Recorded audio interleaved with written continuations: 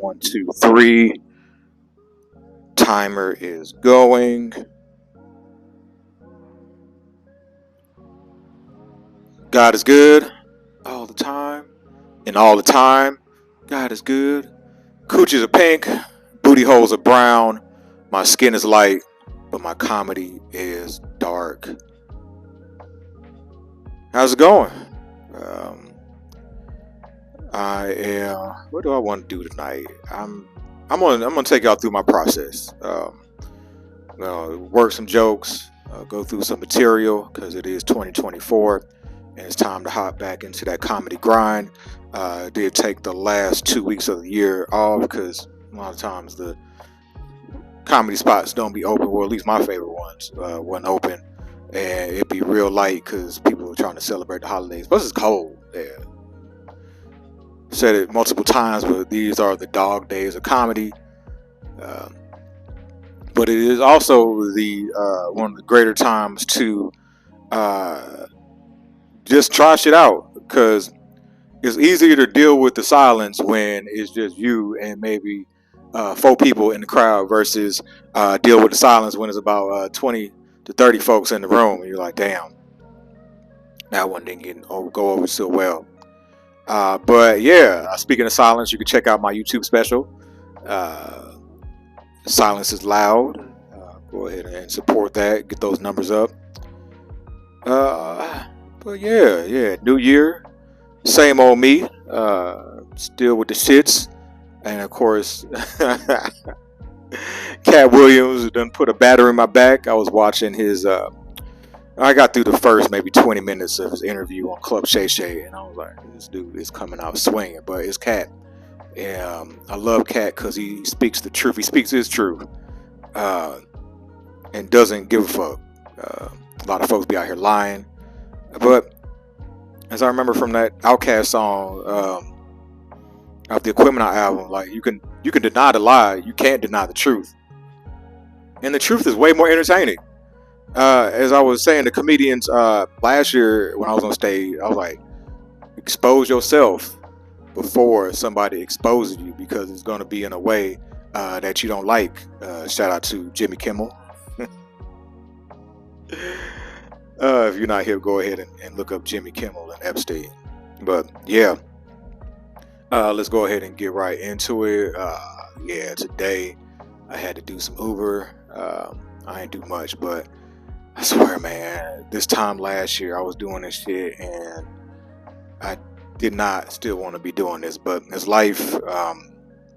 It's the joys of being an artist, having to do things that you don't want to do while you're pursuing your dreams. But I was leaving out early this morning and I saw my next door neighbor doing his child exchange with his baby mama.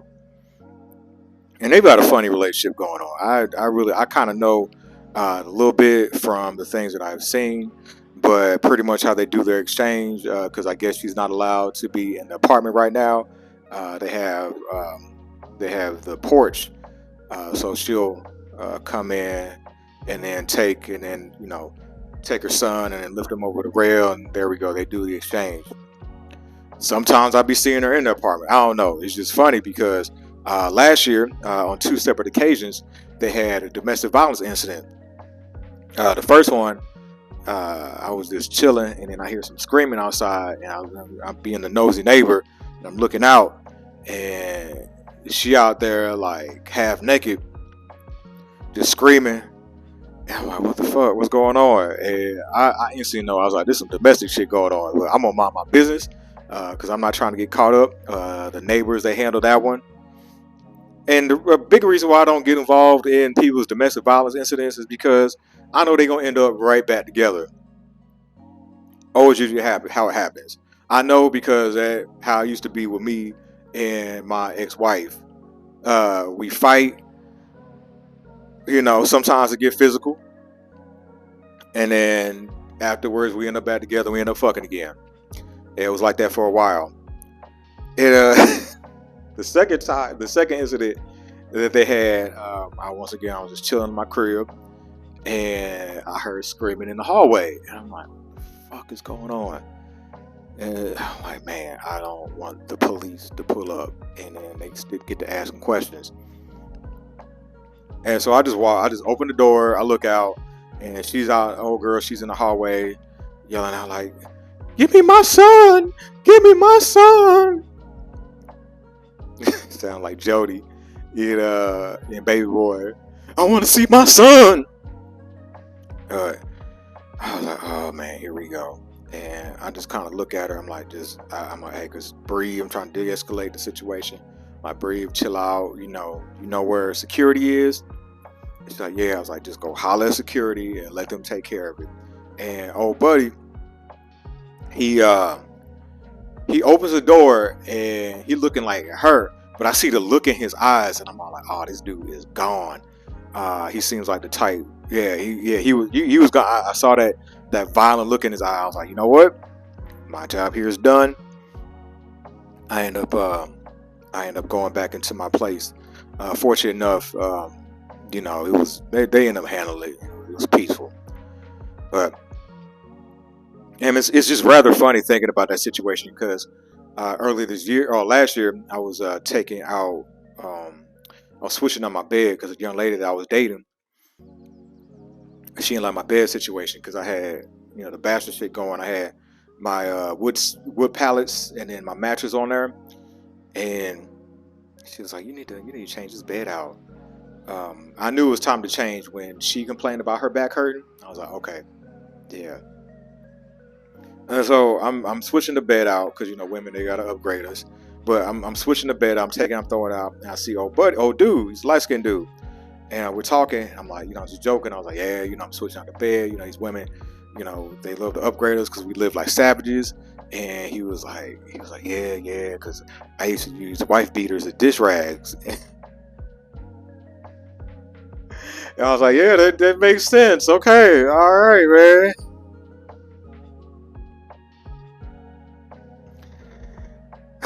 Gotta love it, man. I think back to my domestic violence days. One day in particular, me and my ex-wife, I was drunk, and we were going back and forth, and we're arguing, and we're at a cousin's house, and I got a smart mouth, and so I tell her, I'm like, that's why your daddy used to beat your ass. And then next thing I saw was a fist heading towards my eye. Like, bop! Like, fight's over. The fight is over. She dotted my eye. I had to go to my new job with a black eye. I lied to them white folks and said that I got into a car accident. I wonder if they believed it. Just glad I've come a long way. Wish I come along way much longer when it comes to this comedy shit because it's not paying the bills. I'm still out here Ubering.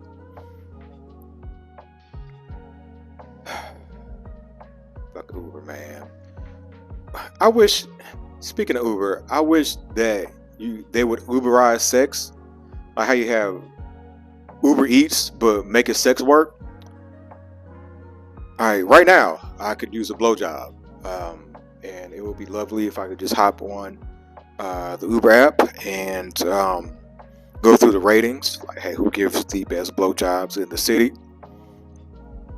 Oh, she gets a 5 point. It would just depend on how horny I am. Sometimes I might dip down into the 4s, but just go in. Alright, so 1, you get to pick out. And then, hand job will be extra.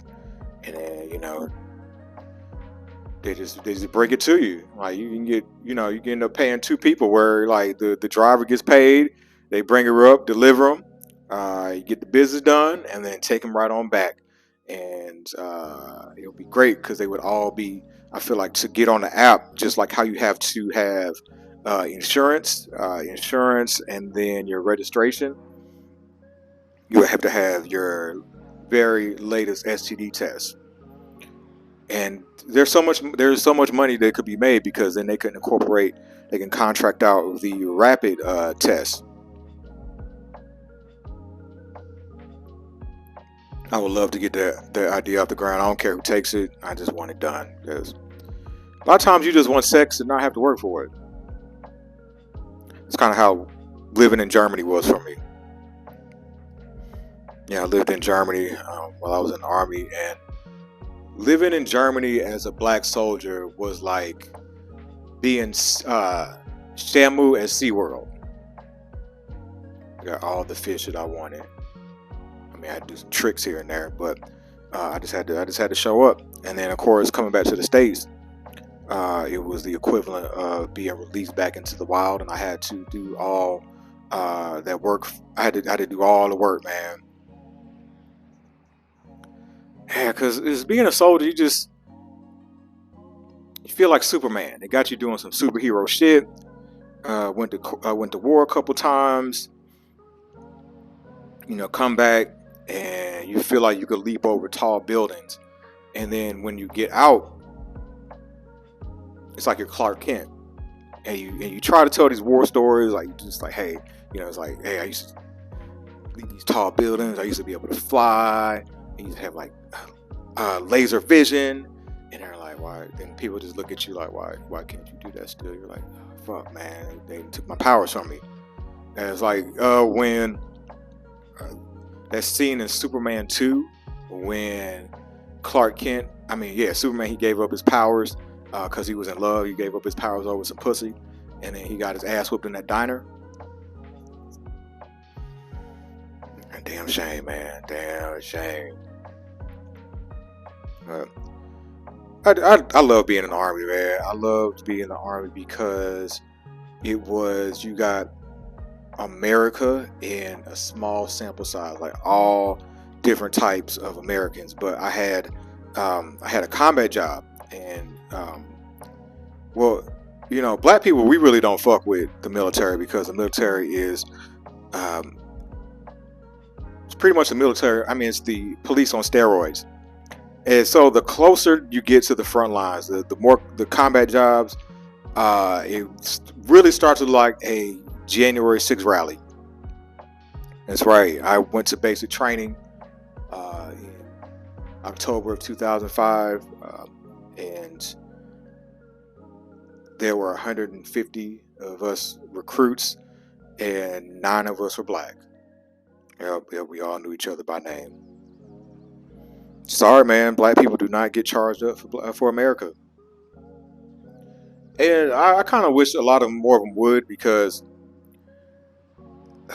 the military has done a lot of great things for me. Yeah, man. I have 2 whole degrees and I don't have any student loans. I need to really start leading with that when I go out on dates. Like, hey, I've got 2 degrees and I don't have any student loans. Then she'll be like, really? How'd you do that? I'm like, well, let me tell you.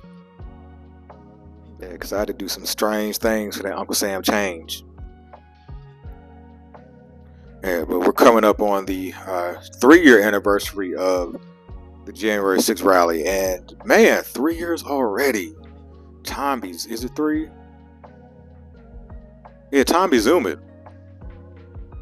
But I will say I have a lot of respect for them January 6th folks. I do, because they were like, something is wrong. Something is not right. I feel like this country is screwing me over. And they did something about it. They ran up on the Capitol, man. They didn't give a fuck about no guns. They didn't give a fuck about no police. They didn't give a damn about Capitol Police. They didn't care about no trespassing. They was like, we're going to stand on business. Oh man, something I wish black people would do. Yeah, black folks, they interesting. I say that like I'm not black, but I'm I'm 3/5 a Negro, so I have a lot of compromise with myself. But I'm able to see, just due to the fact I was in the army, and then I'm able to see, you know, just America from all sides. And you think, like, with all the shit that has been done to us, that we would be way more worked up about stuff. And it's just even the fact that Derek Chauvin was stabbed up by a white dude. I was like, thought a brother in prison would have done that. Nope.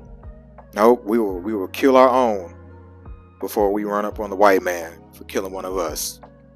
It's that mind control, man. Mind control. Like Jay-Z said, how'd the line go? I don't know. Zimmerman walking around free and y'all kill X. Streaks is done. Something like that. I know I jacked it up. But, yeah, man, come on. Rise up. They might blow y'all backs out, but at least you tried. Yeah, black folks, they be worrying about the wrong stuff, man. Just people in general worry about the wrong things. And I learned that recently. My Twitter account got suspended. Yeah, they had a good 15-year run. Before I get into why my Twitter got suspended, I'll say I got on Twitter to stalk my ex-wife.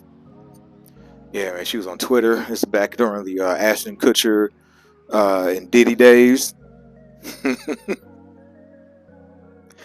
And I suspected her of cheating on me.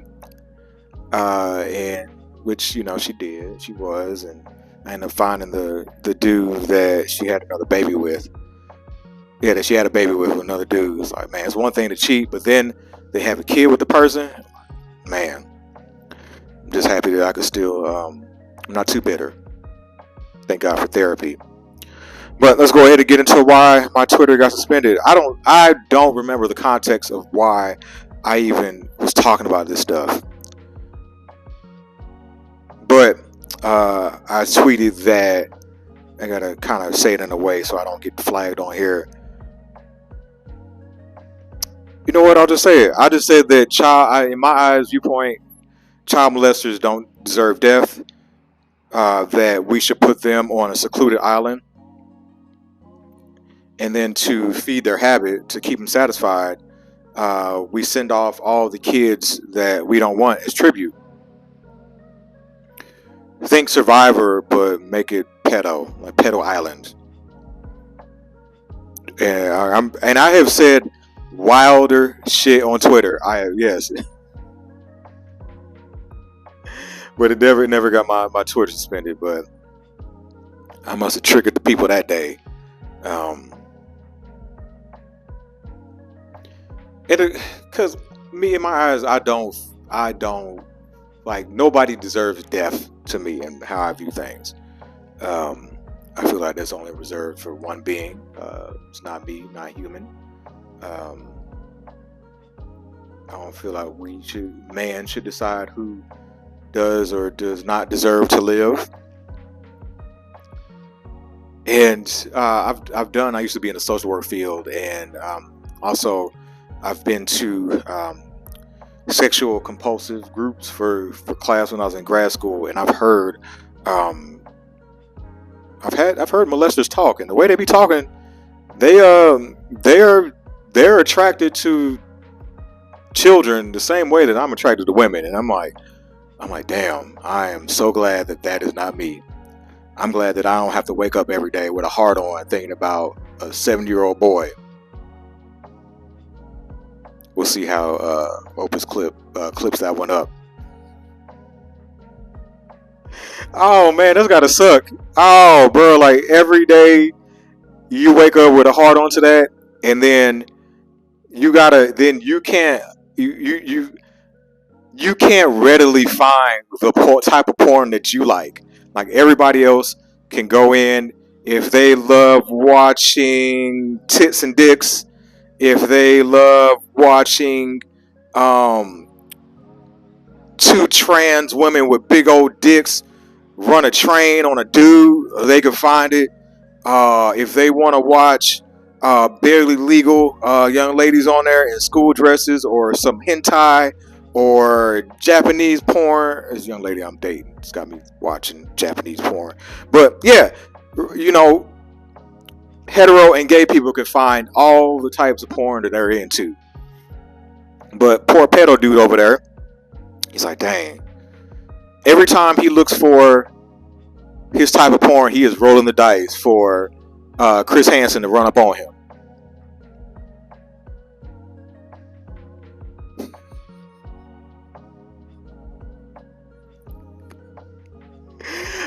Like, just it's a privilege to be able to watch porn without the FBI running up on you. I'm gonna have to keep that one. I'm gonna work that way. Oh man. Oh man.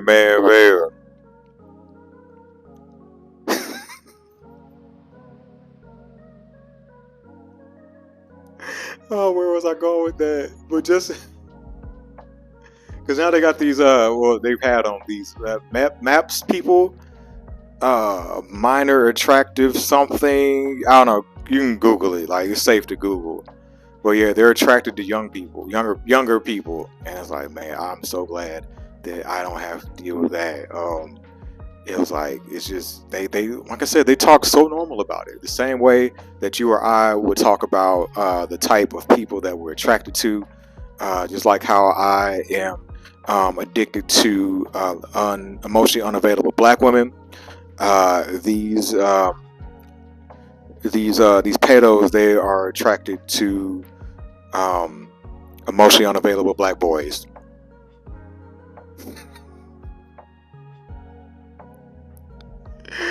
Oh man!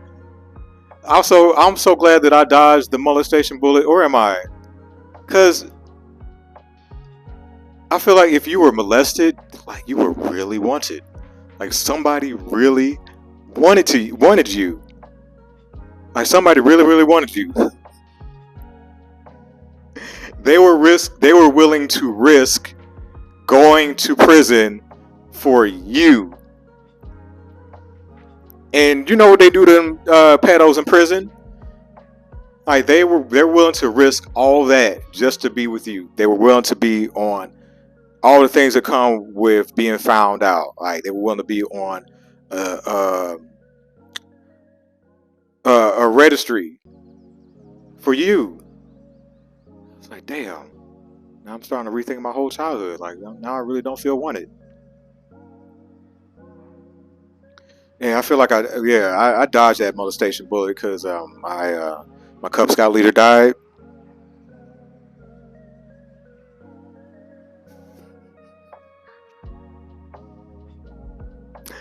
Oh damn! I used to do some white shit. Yeah.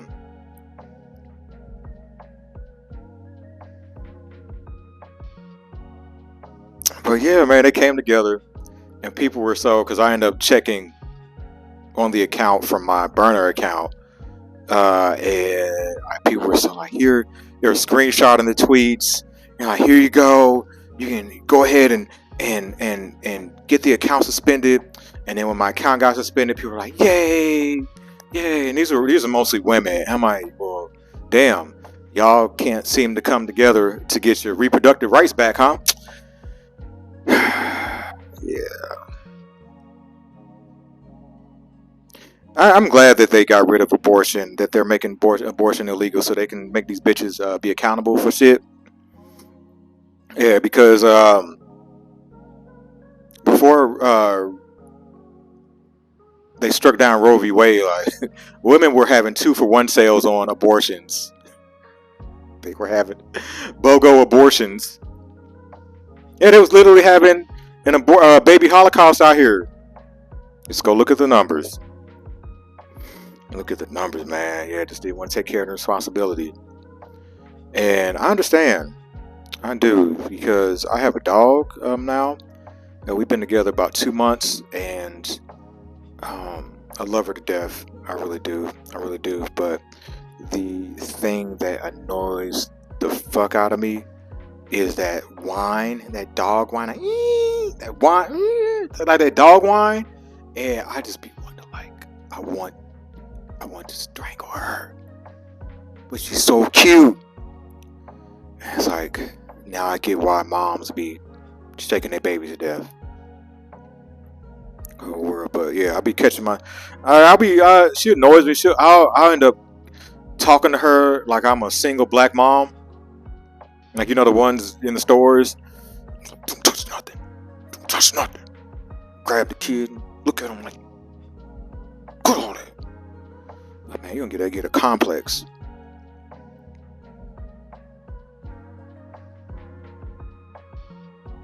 I'm just sitting here trying to think about what else I could talk about. Autism. It's cool to be autistic now. Um, wasn't so cool years ago. But all autism is not created equal. I feel like I got the good autism. Well, the autism that people can tolerate, because it didn't make my mom want to throw me into a lake, like that one woman. I don't know. I saw in the news a while back. Yeah, man.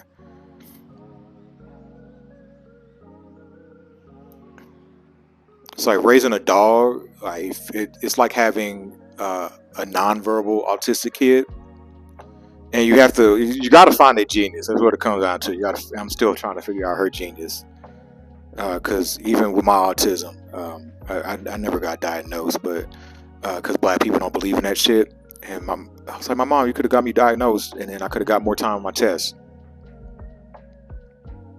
That's how little Billy got all that time on that test, got an IEP and shit. But yeah, one day I was Uber, and it was a black mom and her two kids, a son and a daughter. And when I saw the daughter, I was like, oh, yep, she got the tism. And she was nonverbal, but she was back in the back behind me. She was playing out scenes from SpongeBob, and I was trying not to cry laughing. And of course, I asked her mom. I was like, "Hey, we were having a whole discussion. Mom was a special needs teacher, and I was like, hey, what's her talent? What's her superpower?" And she was like, "Man, she could hack and she could sing." And I'm like, "Dang, dog, all this genius right there. I need to have her be a hacker." I don't know where I want to go with that. I'm gonna work on that joke a little bit more. But yeah, I think that's all I'm giving y'all for right now. It's my time. My name is Forrest. Y'all be great. Peace.